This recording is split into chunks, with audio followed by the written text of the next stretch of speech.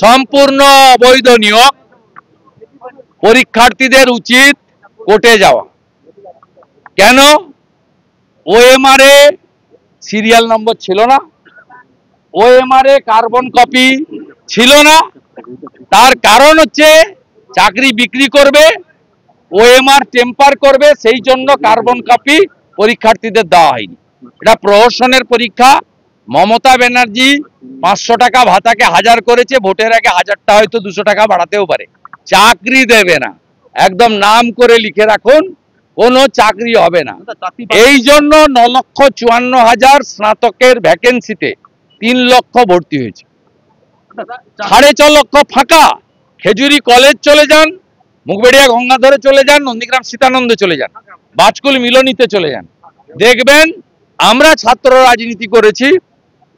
Mathematics honours, geography honours, সংস্কৃত honours, English অনার্সের যে demand, আজকে দেখবেন 4 জন 3 জনকে নিয়ে অধ্যাপকরা অধ্যাপিকারা পড়াচ্ছেন, তারা বলছেন শেষ করে দিয়েছে। ওরা যদি লয়ার চায়, আমি আমার পরিচিত লয়ারদের অনুরোধ করব বিনা ফিজে লড়াই করার জন্য। আর ওরা যদি ওদের পছন্দের লয়ার দিয়ে লড়াই করে, আমি তো অর্থ পাই, 1,51,000 টাকা পাই এলওপি হিসেবে, এক্স এমপি হিসেবেও অনেক টাকা পাই, দুবারের এমপি ছিল, দিয়ে দেবো চেক, ক্ষতি কি আছে।